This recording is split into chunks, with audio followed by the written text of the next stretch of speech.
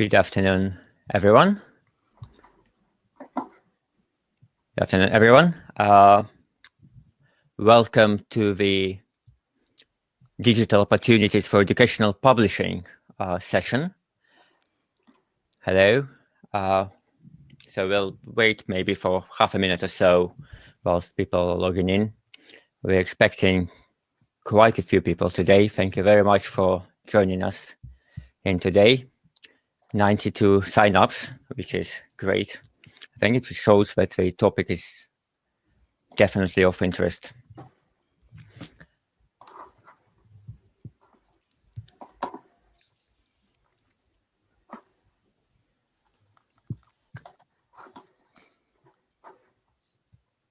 Hello, and we have quite a nice spread from different countries and different parts of our beautiful island as well.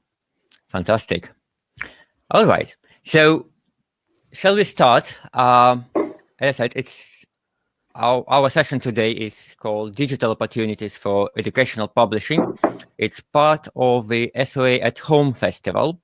Originally, we planned it to be part of our annual seminar day in June, but with the event unfolding as they are now, this particular session, we run it on its own.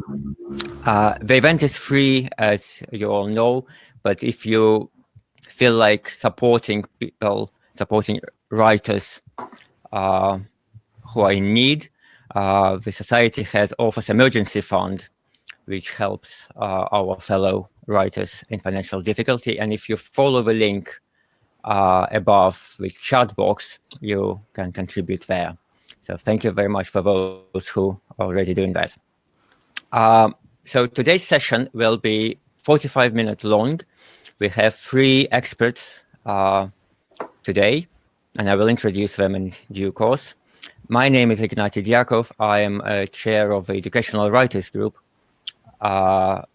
which, as the name suggests, unites all the writers in the educational arena, be it those who write for primary or secondary, or indeed for university and some academic writing as well.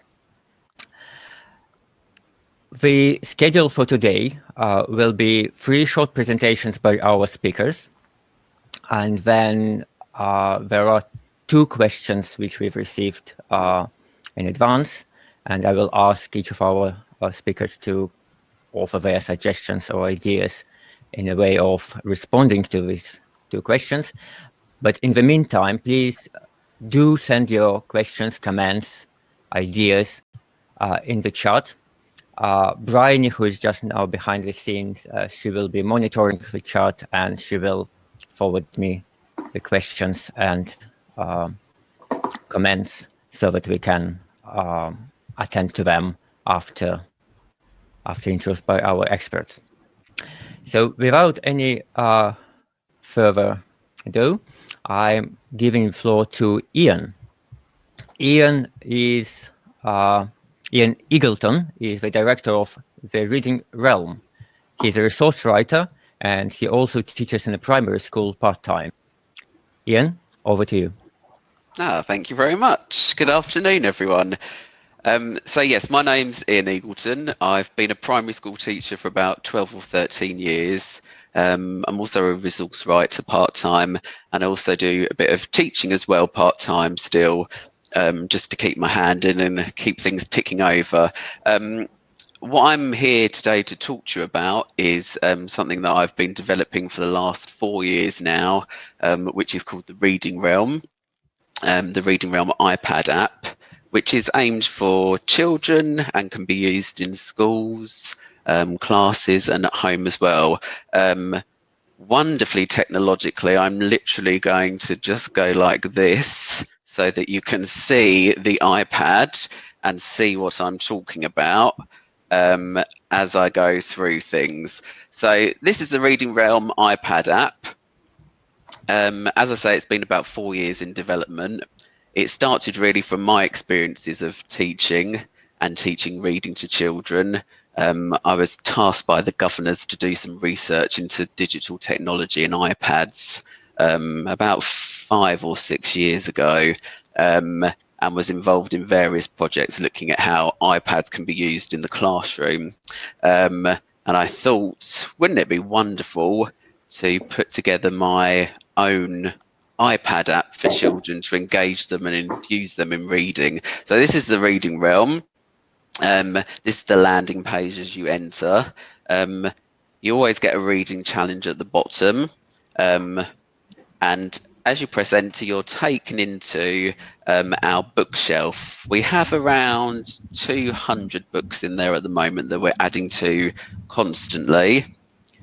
Some of them are extracts, some of them are full stories. We have non-fiction in there as well as sample pages of picture books, so you can see the illustrations as well. When I first started creating the app, I was looking at stories and extracts that were out of copyright that I could use, but it felt like there just wasn't enough diverse and inclusive a range of books in there. So I began approaching publishers like Lantana and Book Island and Nights Off, very much inspired by CLPE's Reflecting Realities report, to make sure that we've got a really wide range of books in there. What we've also started doing recently, you can see some of the front covers look a little homemade, and that is because we've started writing projects with children and schools, and we actually have children's writing. I'll just show you. This is the front cover that a child designed themselves, and we worked with this school, Tadpole Farm, for about 6 weeks, doing a writing project with them, and the end product being their books and their stories being included in the app itself. So that's the first thing that you'll find when you enter. You can sort by age range, by fiction, non-fiction, poetry as well. So if I just take you in a little bit further now into the poetry section, we've got a range of poems in there. I'm just going to click on this one. This is I Found a Dinosaur Under the Shed by the wonderful Kate Wakeling. So in the app, you'll get the poem.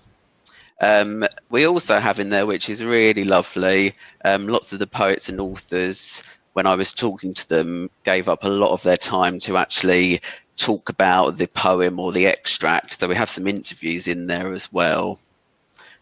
You can also, something that was really important to try and be as inclusive as possible, change the colour of the screens as well. And that also means that the app works really well in dark mode, because that is something that's being developed at the moment in technology, making sure that apps can still be seen in dark mode. So within each poem, story, and non-fiction, there's always a discussion guide with each one, so I'll just click on that. Lots of open-ended questions. When I first started making it, a lot of teachers said to me, oh brilliant, you can include lots of SATs questions and test questions, and I said no, we're not going to do that. So I started looking at research and writing, things like Michael Rosen's reading response matrix and Aidan Chambers' book talk, just to make sure that our discussion guides were really open-ended, creative. There's lots of cross-curricular links in there as well, and challenges for children linked to the text. So as well as that, we also have loads and loads of different games, a range of games in there. I'll just take you back to the non-fiction text, for example.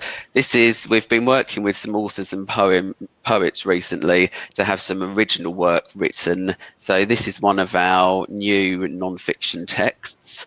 All of them have games with them. So for example, there's a muddled game where all the words are muddled up and you have to drag the words into the correct place to create a sentence. There's also missing realm games, we call them. So they're punctuation games where there's a sentence from the book or the story or the non-fiction text with the punctuation missing, and you can work your way through that and choose the correct punctuation. There we go, and you get a lovely well done and some confetti explode, just what you've always wanted. And there are lots of different games, spelling games in there as well, interactive spelling games. And at this point in our sort of journey for the reading realm, a few months in, we actually only had this part of the app. We didn't have the quiz realm or the creative realm. And last year around June time, I was contacted by Jenny Thompson, who's a reader in literacy and language at Sheffield University. And she'd seen the app and was really interested in it, and asked if I would be interested in putting it forward for a review for a project that she was involved in called A is for App. And that was really helpful because obviously when you're designing an app, you spend a lot of time doing your own testing and sending it to schools to test. But to have a project like A is for App test the app was brilliant, and they had some great feedback about the app. And one of the next steps that we took from that project was developing the quiz realm, so that all of the texts have quizzes in them, and quizzes that don't just work on just simple retrieval questions, but we've got history quizzes in there, geography quizzes, art quizzes, quizzes that are aimed to build and develop the children's background knowledge. So that's something. And then recently, some feedback from users and teachers was that they would love to be able to write their own stories in the app. And certainly that's something we've been working on, how to personalize the app. And we now have the creative realm. And within that, there's the illustration realm and the creative writing realm. So if I just take you into the illustration realm quickly, teachers might ask children to draw a picture about what they've read, or plan a story inspired by it, or design a front cover or something. And then what you can do, so let's just think about that poem that we explored at the beginning, I Found a Dinosaur Under the Shed. We might have some sort of artwork. I'll do this very quickly. Can you believe I got an A-level in art? There we go, a dinosaur under the shed, maybe some artwork linked to it. But you can save that picture, you can print it off as well. And we've also developed the creative writing realm. So, for example, a teacher or a child might be inspired after that to write their own, I don't know, the unicorn under the shed, if we look at that poem again. I'm just trying to type a little bit back to front. There we go. And they might write their own poem in there, or they might write a review of what they've looked at. And then again, they can save that. They can print it off as well. So we're constantly working on ways that we can develop the app. Our next app is called the Poetry Realm, and I've been working with poets to develop original poems. And due to the success of the Reading Realm, I've been able to hire and pay resource writers to help out making some of the resources and design some of the new games and things. But something that we're especially working on for the next few years is how to personalize it further so that children can input their own words or sentences into the games and create and co-create their own games. So that's pretty much the Reading Realm in a very quick nutshell. And you can find us online, the website's online with lots of tutorials and videos and things. But hopefully you managed to get a quick look at that very briefly. Fantastic. Yeah, thank you for that, Ian. Would you share the website address on chat, perhaps? Yes, of course. Yeah, it's just thereadingrealm.co.uk. Fantastic. Thank you very much, Ian. Thank you for the overview. As you said, it's very brief because we don't have much time today, but I'm sure people will look at it properly. And Alice Hemming says that she can see one of her books there, which is very exciting, I'm sure. All right, thank you. And now we are going over to Helen Parker, who is a senior publisher for Rising Stars, a part of Hodder Education Group. Helen is responsible for commissioning print and digital resources for primary schools in the UK and overseas. She worked previously as a publisher for Pearson Education and Richmond Santillana, and as a freelance commissioner and writer for Oxford University Press, Collins Education, and Scholastic, to name but a few. Helen, over to you. Thank you very much, Ignaty. Good afternoon, everybody. I'm really pleased to be here today to talk to you a bit about what I do at Rising Stars and a bit about what higher education do generally in the digital arena.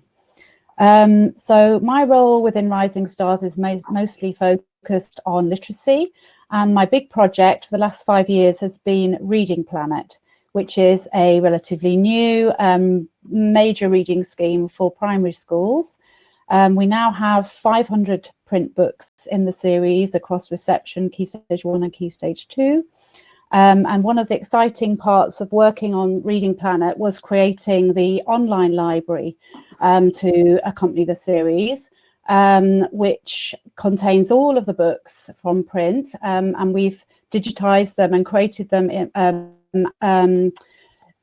read aloud books, so that when you open the book, you can have the option of listening to the text read aloud by an actor, and the audio is synced to the text, which is really supportive, particularly for EAL, English as a second language learners of English, and it also has. As well as the audio, it has quizzes built into the books. There are quizzes that are partly through the stories or non-fiction. It's a mixture of the two. The series is a mixture of fiction and non-fiction, and some poetry and some play scripts and lots of other different genre. So there are quizzes built into the stories and books, so that the child can practice their comprehension skills. And these are self-marking quizzes, and they then feed into a reporting system, so that the teacher can then see how a child has performed in the tests. And we have a kind of traffic light system of where, maybe they're not doing so well in inference, or they may not be doing very well, particularly in vocabulary or in sequencing.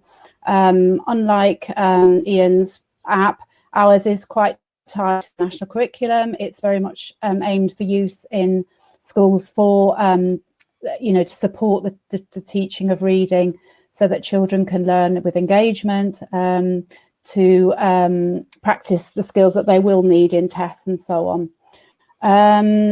Also, there is a teacher version of the books, which can project onto an interactive whiteboard with teacher tools that can do things like zoom in, highlight text. Teachers can add notes. They can use it for front of class teaching, which we've heard from our trial schools that's been a really effective way of using the books and sharing them. And also the teacher can allocate books to the children at home for home reading and learning. So it's quite a flexible tool in that way. Apart from Reading Planet, my project, Rising Stars also has a lot of other digital products. I mean, we tend to be sort of a print and digital outfit, in that we offer, lots of textbooks and physical product, but also we usually have, most of our series, a digital element, whether it's a kind of subscription product such as Cracking Comprehension. Some of our revisions, such as Achieve, has got its own online platform in which children can take, the tests online and get their feedback and reporting for the teacher. We all things like Rising Stars French. So you can imagine the digital possibilities with language learning, so that children can record themselves. They can listen to models of proper spoken French, etc. And there's some little animations and PowerPoints for teachers and things like that. Within Rising Stars, we also have our sister imprint, RS Assessment, which offers a whole suite of different types of tests and assessments, including our very popular Progress in Reading Assessment, PIRA, as we like to call it. And there's also some other diagnostic tests for teachers, particularly for SEND, such as our profiling diagnostic tool, SNAP, which a teacher can complete a profile and then a report will be generated for them to look at and see where, potentially a child might have dyslexia, dyscalculia, or whatever. We also have a well-being test, which is quite an interesting version where pupils and teachers can fill out a questionnaire online, and then it generates a report on how to support children that may be struggling with well-being and so on. And then within the bigger company of Hodder Education itself, we have a platform called Dynamic Learning, which has a whole range of student e-textbooks and teacher versions of those textbooks for teaching GCSE, A-level, and for FE top subjects as well, such as City and Guilds. They tend to be fairly standard digitized versions of existing textbooks, but again, built-in quizzes to test learning. There are kind of little student annotation notes that children can save to make sure that they've, sort of noted down the key knowledge and can use for revision and that kind of thing. And we're constantly kind of evolving and developing and reiterating our platforms to build in more functionality and also to help say our writers to be able to write into the platforms more readily and to maybe see their work, how it might actually look in the final results. It's very important as a writer to think, how is this actually going to, what's the end point of what I'm writing? What's it going to look like on screen, so that it doesn't look too heavy? And also to include things like, what was I going to say? Yes, it's thinking about the end point, not overloading a screen, and thinking about what it's actually going to look like when the user uses it, because the journey is more towards mobiles and things like that. And people are using more mobile increasingly, and we have to think about that as a future, as a format. We also work with some partners such as Atom Learning and companies like Automaths, which have sort of adaptive learning solutions where tests and quizzes, are adapt as you kind of answer the questions. The test adapts to what your sort of learning level is and provides you with suitable questions at your level to develop you further. So I think adaptive learning is another area that is growing.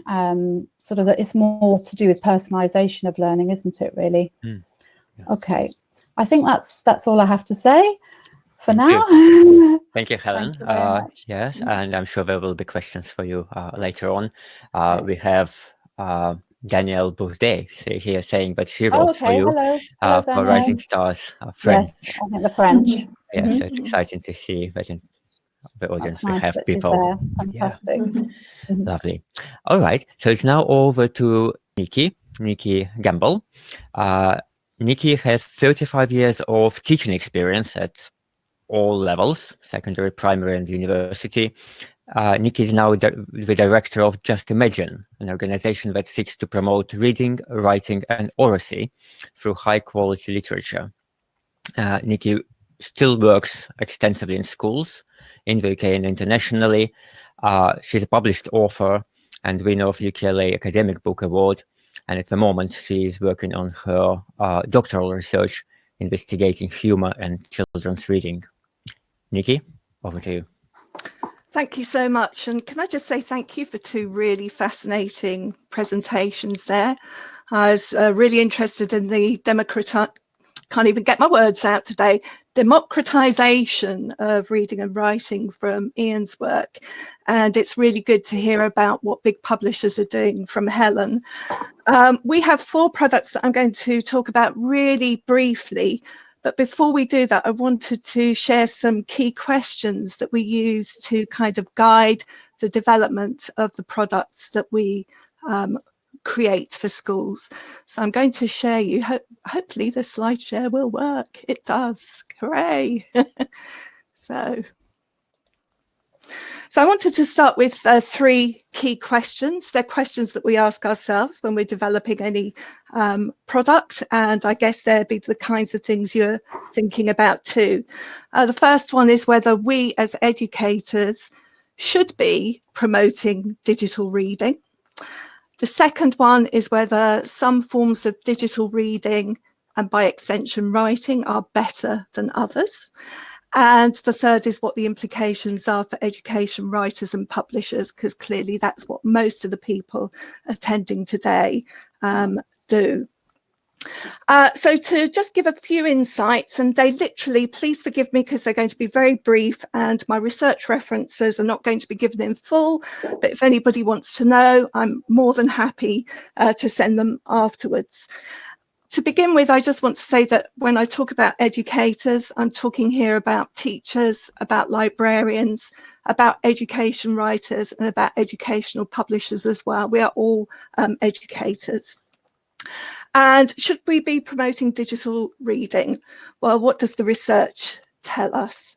So if we have a look at the latest National Literacy Survey, which is recently published, it does show us indeed that 89% of young people are using their mobile phones. So Helen talked about the use of mobile phones and that's the way that perhaps we need to be looking. And that 74% of them are reading websites. So many people are using, most young people actually get their news from online sources. So we can't ignore digital literacy.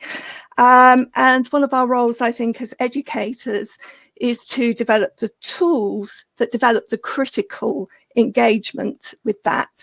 Digital books and the apps are a fantastic way of developing the critical literacy that you need in order to access those digital texts. But surveys only provide part of the answer, and we have to dig a bit deeper into other kinds of research too, and to ask whether there are actually education benefits to digital reading.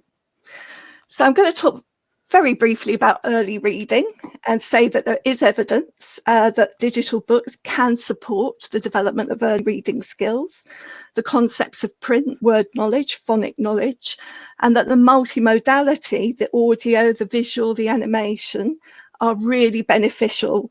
And there's research that's been done into adults using those digital resources alongside children in print and in ebook.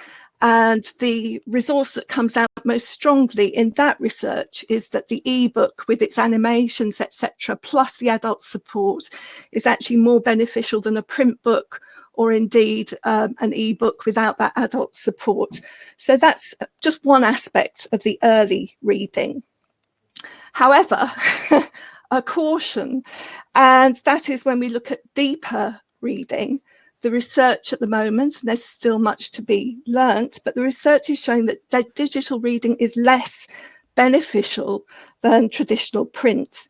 It adversely affects memory, internalizing knowledge, comprehension, and the ability to make analogies. And again, happy to send anybody references, but the one book that I would recommend that you read is Mary Ann Wolf's latest, published in 2018. And then as educators, we have to be mindful of the social justice issues. So if we're saying that digital texts are less effective at developing deeper reading, and yet we know that readers from socially disadvantaged backgrounds are more likely to have technology than they have books in their homes, we do have to go ask questions about whether our role as educators is to further promote that digital reading rather than print-based material. So that's just some of the issues for us to think about, and certainly issues we think about when we think, should we be promoting digital reading? The next question, should some forms of digital reading and writing, are they better than others? Well, the answer is yes. It's all about the affordances of technology and print.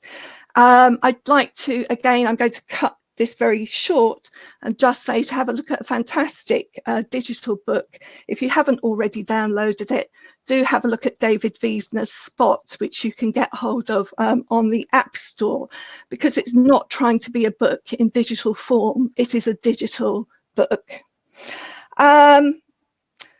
So where digitalisation includes its strengths are, of course, multimodality, customization, personalization, which Ian and Helen have talked about. But in view of question 1 and what I've said about deeper reading, I think we need to be giving consideration to blended engagement between the digital and print-based media. So the last point, implications for education writers, that's probably one that it's best left for us to reflect on together. But my 3 points would be: keep intentionality, why you're doing it, and be rigorous about justifying it to the fore. Collaboration, I think we need new kinds of teams to produce high quality texts. And those are my 2 main points about implications. So really brief about our own products. We have 4, and they use digital technology in different ways. So starting from the top left, Take One Book. What we've done there with a straightforward WordPress platform, but is to engineer it so that we can personalize the planning for teaching. Reading Gladiators and Ha Ha Boing are both book clubs with a strong digital element, which is all around developing communities of readers. And then finally, The Reading Journey, which also includes an app, but isn't purely about the app. And this is only available for schools. This actually blends the experience between the digital and the print, and also has sort of dashboard controls for teachers as well. But we've used gaming technology here for our app, and there are lots of writer involvement as well. In fact, the hot air balloon that you see in front of you, once upon a time had Chitra Sounder floating about inside. And there are 20 different lands here, each with books within them that can be read, and challenges, and an online journal, and so on. So there we are. That's it. Fantastic. Thank you, Nikki. I'm sure we will need to spend more time in exploring your products. So again, the link hopefully will appear in the chat for those of us who would want to access this. So we'll probably have to jump straight into Q&A because we only have 10 minutes left. I'll skip my questions because we have a few from the audience. There were 2 questions sent to us in advance, so I'll start with them. The first question was from Ray Ewell. Sorry if I pronounce your name wrongly. So Ray asks, do the panel members have any ideas on making paid-for resources for teachers available in a format other than as PDFs, so that they can't be shared around the world for free? Resources include assignments, case studies, student worksheets, etc., etc. I mean, Ray says that password protecting PDF is possible, but once it's open, it can still be shared with anyone. And would you know alternatives to that, and whether you would have any recommended platforms or software which could make such resources secure? So I will ask our experts, but if somebody in the audience has any suggestions, please do share them in the chat. So Ian, shall we start just in the same order as we presented? Yes, of course. I was actually speaking to my husband about this because he works in IT. And as far as I'm aware, there isn't any way that you can do that and protect it. You could embed the PDF in a website that was password protected, but of course, with the improvement of camera phones, someone could still use a camera phone to take a photo of it, even if you had a password protected website and then a password protected PDF as well. So as far as I could discover and find out from my own reading and discussions, was that apart from that, it would be very difficult, because people can still obviously print screen, take photos with their phones, their iPads. So unless anyone else knows anything, I couldn't find anything else out on that. Right. Thank you. Thank you. Helen? Or Okay. Well, I think there are things like Flipping Books. It's called flippingbooks.com. And there's also iSpring Flip, I think, which I think are sort of annual subscription sort of apps, which you can upload your material into. Then you share a link with your whoever you want to share it with, and they could just open it as it's kind of like an ebook that flips on the screen. So they can't download it, they can just view it. It's a bit like a viewer on a lot of websites for like publishers use to sort of give you a preview of a book. So that might be something some worth sort of looking protection. into. Yeah. Another idea I had was something like, what about putting, if you've got a sort of great teacher resource, is there any scope for non-teachers to contribute to things like the TES, by teachers for teachers type websites, where you'd actually get paid for uploading your activity? I think in the States they have things like teachers pay teachers, those kind of. Yes. That was just another thought I had. It might not be quite right for this particular situation, but it's one of the options here to be paid for your work, at least initially. That's right. Yeah. Thank you. Just to add to that, I mean, it is a really difficult one, and even once you take a PDF down, it's still circulating out there somewhere. But of course, it's not only a problem with digital media. There's a problem with photocopying. People take and photocopy your work and don't declare it. So I think Helen's got some good practical examples there. You can make it as difficult as possible. You can put all your copyright on. Those people that really want to subvert it probably will. Yeah. So it is a race. Yeah. All right. Thank you very much. Yeah. So some ideas, and yes, if there are any more ideas in the chat, I'm sure we will be able to have a look back at it. The second question was from Dr. Mark Carew, who is a freelance medical writer. And Mark asks, would the panel anticipate any demand or opportunity for digital platforms that offer choice-based interactive texts in an educational context? So the example he gives is students students can get stories like the old and now revamped Choose Your Own Adventure books, but instead of learning about Dungeons and Dragons, they can learn something a lot more useful. So what is your take on interactive texts? Nikki? Well, can I just tell Mark that I did follow his text last night, and just to let him know, I played both as Romeo and as Juliet, just to see if there were going to be any differences there. And, that's the kind of thing really in my view, I'm not an expert with technology. It's always for me about the use that we put it to. And that seems to me to be going along the right kind of lines, is to think, what can I do that's different with this technology? I just had a couple of questions for Mark, really. I know he can't respond to us, but I was interested why he had a Romeo and Juliet, but both, I think, if I'm right, both lines had the same story. And why, when it's a book about physiology, he'd chosen Romeo and Juliet as his subject for it. There were just questions I was interested to explore rather than making an observation or a comment on them. Thank you. Hi, Mark. Fantastic. All right. Well, whilst Mark hopefully addresses these issues in the chat, Helen or Ian? Shall I go? Go on, Helen. Okay. All right. All I wanted to say really was I like the principle of it. I like the story-based situation. I can see that really working for, say, non-scientists who are studying science but would enjoy the storyline, could get involved with that. I could see the appeal of that. That having a choice and engagement that would come with having a choice of which route you go. And it is things it's kind of a concept that we have looked at before for engaging reluctant readers to feel that they have more control and engagement in something like that. But sometimes it comes down to cost, because in a way you're having to write 2 stories rather than one, and illustrating that and so on. So that could be an issue.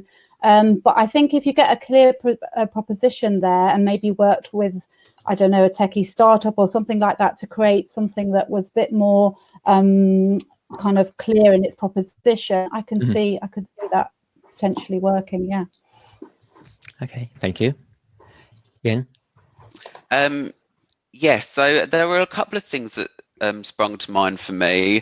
One was there's actually around 2012 there was a method for choosing apps developed by Vincent, and he talks about relevance, feedback, and apps having to develop thinking skills like creating, evaluating, analysing, which I think was what Nikki was touching on. But one of the key indicators for Vincent for choosing an app was the idea about customization and flexibility. So I could certainly see that linking with it well.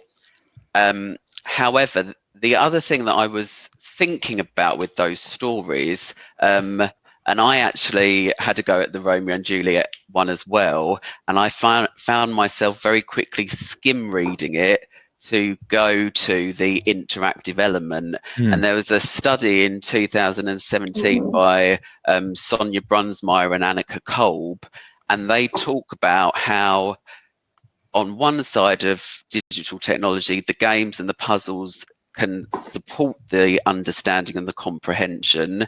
And if the games and the interactive element are closely related to the text, then it becomes a positive. But they also talk about, with the students that they trialed, how if these interactive elements aren't carefully embedded and in place, it can interrupt the flow of the reading, and it requires a lot of task switching for the children using the app, and it leads to cognitive overload. So I was thinking that, yes, definitely, we know, and again, Brunsmeyer and Kolb found out in their study that touching, tracing, interacting really enhanced engagement, but there was also that downside as well of cognitive overload. So it's whether it's right to do it and how difficult it would be, I suppose, and how much sort of switching between tasks it would involve. Naomi Barron calls it reading on the prowl. So the idea that we're skimming really quickly to reach that interactive element and we're not taking it in. So they were just a few things that I thought about that. We've certainly got the technology to do it, but it's the effect of it and how it could be done, perhaps. I'd just like to pick up on that, actually, the kind of skitterish, another term that's been given to it is skitterish reading. And as Ian says, how the hyperlinks, how the time that it's taken to process that can be taken away from the reading time. If I was Mark, I might go down the virtual reality route. I think that would be a really interesting one to do. Yeah, definitely. And I would love to look at more writing with virtual reality, but particularly for non-fiction subjects. Definitely, just to make them more interesting, more engaging, and yet, exactly. Yeah, Ian said, we have all the technology available. It's just we need to ensure that we carefully choose which ones are appropriate. And it's expensive, which goes back to that idea of having teams working together, because you do, like Helen said, you need money behind it too. Right. Yes. All right. I'm afraid we are really running out of time, and we have a few questions in the chat, but I don't think we have time for them. What I would suggest us all to do is to move it into our Facebook group, Educational Writers Group, where we can continue our discussion, especially the questions about future of digital publishing based on current situation. We have coronavirus.